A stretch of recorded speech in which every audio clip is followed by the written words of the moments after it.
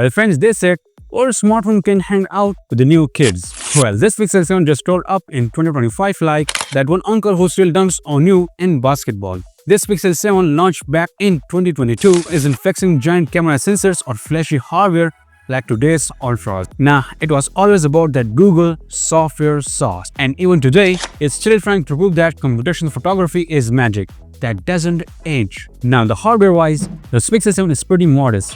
A 50 megapixel main, 12 megapixel ultra-wide, and a 10.8 megapixel selfie shooter. No telephoto lens.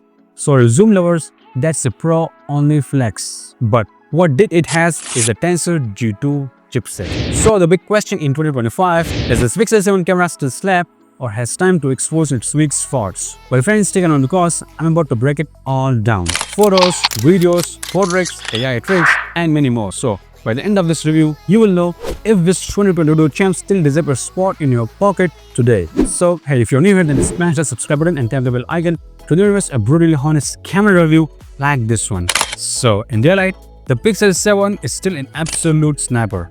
You point, you shoot, and boom. Crisp, vibrant shot that looks like Google Pixels on smartphones, way newer than this Google Pixel 7. The 50 megapixel main sensor might sound average by 2025 standards, but thanks to Google processing, you're getting colors that pop without looking cartoonish. Insane level of detail, and some of the cleanest dynamic range in the game. Well, it's a flagship Samsung JN1 camera sensor with an f1.9 aperture. What I really love is how balanced everything looks. Shadows don't get crushed, highlights aren't blown out, and skin tones or shifts kiss. Like, if you're out chilling with friends, the Pixel 7 will make everyone look natural without that weird or beautiful vibe some phone still struggles with. And as you may notice, there is just no noise. I mean, not at all. So that's really amazing. Now the ultra-wide camera is solid, but not jaw-dropping. You still get decent consistency with colors matching the main lens, but details aren't as sharp if you really start pixel peeping. Still, for group shots, landscapes, or just flexing your food pics with extra space, it gets the job done without feeling flat. And as you can see, most of the shots look out of focus, and that's because this camera doesn't have the fancy focus as the main camera. So that's why the shot looks like that. And friends, as you can see, the in-sensor zoom is just like a dedicated telephoto lens.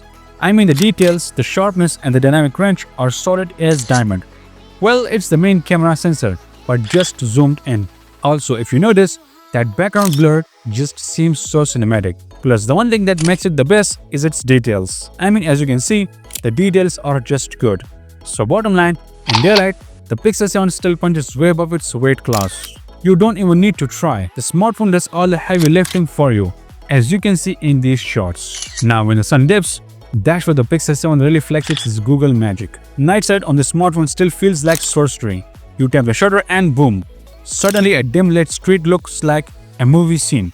Colors stay rich, the details don't just melt away, and the noise control, honestly, still one of the cleanest in the game. The main sensor keeps things sharp even without much light. And the dynamic range is so good it's almost unfair.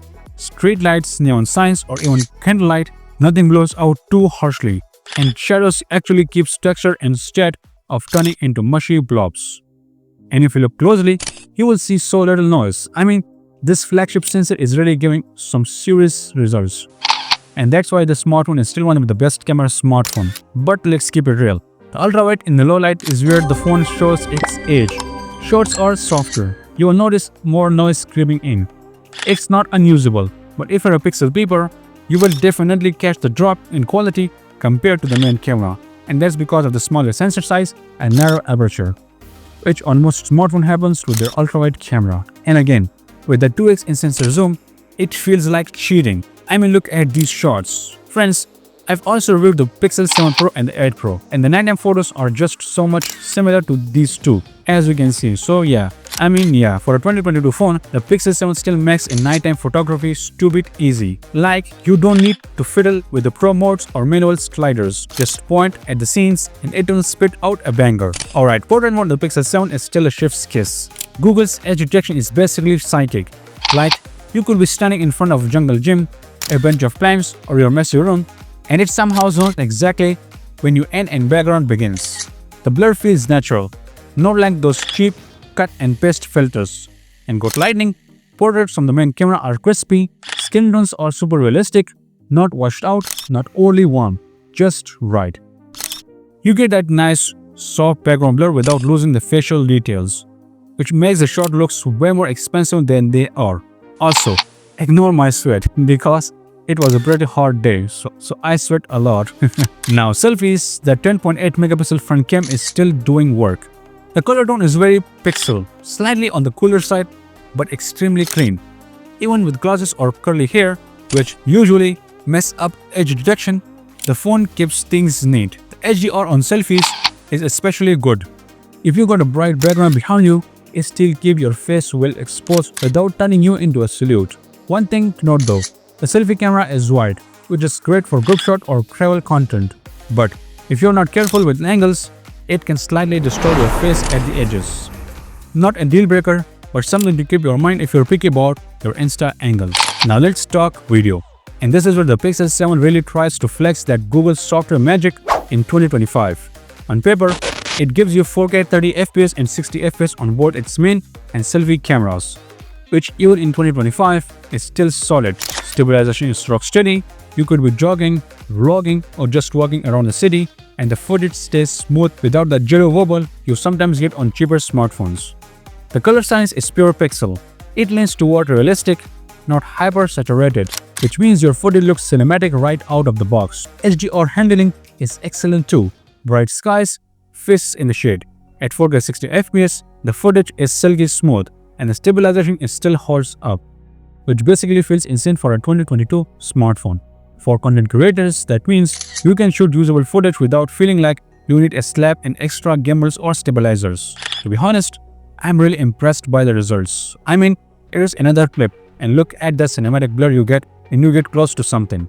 And this time, it's not just cinematic, it's pure DSLR level, which is insane. Now low-light 4K 60fps video though, it's better than most smartphones from its time. But noise does creeps in just a little. Not too much. I mean, the detail starts to soften, but still, compared to other 2022 flagships or even some newer mid-rangers, the Pixel 7 holds its ground. It doesn't brighten the scenes unrealistically. It tries to keep things natural, which I personally like, and I just have fallen in love with the dynamic range. I mean, as you can see, the dynamic range is just crazy. See how it handles the light. Now you can also record 4K 60fps videos from the ultra-wide camera, and in good lighting, the ultra-wide camera performs admirably well. I mean, the details are a bit soft with the dynamic range. The image quality is better than average on most other smartphones. Plus, I really love the stabilization here. I mean, at this price point, it's the best ultra-wide camera. If not the best, it's definitely better than others at this price point, which is a huge win. And yeah, it struggles a lot at nighttime, which is as expected. I mean, no ultra-wide camera is good at night, except the iPhone 17 Pro Max. Now you can also shoot 2x in-sensor zoom videos, and honestly, they look amazingly good. I mean, the details are on the soft side, but still, the image quality, the dynamic range is good. Plus that cinematic blur is just amazing. I mean, look at that. Now 4K at 30fps is the sweetest part for the smartphone camera. I mean, look at this video. The stabilization, the dynamic range, the image quality, everything works like a charm here. I just love this video. And yeah, it also switches the whole game in nighttime video, as you can see. It's one of the cleanest 4K 30fps video I've ever seen in this price point. I mean, there was so little light, but still, it's usable and has a good dynamic range, controlled noise, and amazing image quality. Also, the ultra-wide camera takes a turn here too. The 4K 30fps videos looks usable, have good dynamic range, and pretty decent details in both daylight and in low light. Now, Google also added a cinematic blur mode. Basically, it's answer to Apple's cinematic mode. It tries to fit DSLR style depth of field in video, and honestly, it's a hit or a miss. Sometimes it nails the subject isolation beautifully. Other times the blur looks a little digital. And it's fun to play with, but not something I trust for serious shoots. So the selfie camera deserves a shoot out. Being able to shoot 4K 60fps on the front camera was a huge deal back then. And it's still a clutch in 2025. So the colors are clean, skin tones are well balanced, and the stabilization worked even for handheld vlogging. If you're a creator, TikToker, or just documenting your trips, the selfie camera on this smartphone is still reliable. Now, here's where the Pixel 7 really separates itself from the pack. not by throwing in extra lenses, but by flexing Google's AI toolkit. First up, the magic eraser. Bro, this feature is still wild. You can take a shot, and if some random object photobombs your picture, poof, gone. The AI removes cleanly, and unless you zoom in and start CSI level investigating, you'd never know there was something. And in 2025, this trick is still unmatched on most smartphones. And there are also so many AI features. So, do these AI tools, the best hardware, and Google's legendary software make the smartphone the best choice for cameras at this price point? Well friends, that brings me to my final verdict. So, after putting this Pixel 7 through its paces, here's the real truth. The smartphone is still a camera champ. Daylight shots are gorgeous, low-light shots are state of magic, portrait and selfies are natural, decal, and way ahead of most smartphones from its time. And when it comes to video, well, it's smooth, stable, and reliable enough that even in 2025, you could vlog with it and no one will complain. But what really makes this Pixel 7 special isn't about the hardware. It's the Google AI sauce. Magic eraser, photo unblur, face unblur, motion blur. These aren't just gimmicks. They actually make your photos better and more fun to shoot. It's like having a mini photo editor built right into the camera app. And yeah, of course, it's not flawless. The ultra-wide lens isn't as sharp as the main, and the low-light video still shows its age. But honestly, these are nitpicks. For a smartphone that launched in 2022, the Pixel 7 camera experience holds up like a legend. So yeah, I 100% recommend this smartphone for camera enthusiasts, casual lovers, and someone who wants to shoot manually. And hey, if you're in Pakistan and looking to buy one, well, I've teamed up with the Sharjah Mobile, the store you can actually trust. They got the Pixel 7 and bunch of other hot models at killer prices. And the best part, use the code Hamza for an exclusive discount. Yep, I hooked you up. So yeah friends, that's all about this Google Pixel 7 review in 2025. If you enjoyed this video, then please subscribe to my channel and press the bell icon to never miss a review video like this one.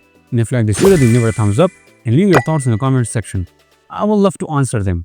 So my name is Hamza, this is Headset, and I'll catch you in the next one. If you want to watch the full review of the Pixel 7 in 2025, that video is right here.